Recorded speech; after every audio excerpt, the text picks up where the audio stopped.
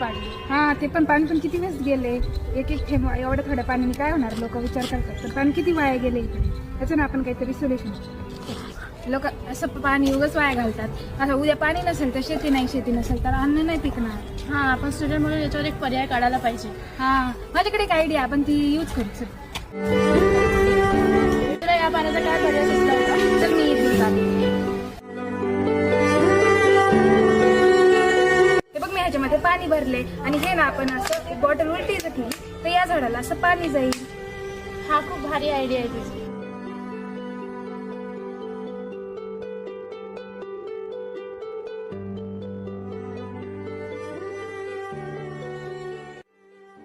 यावरून आपल्याला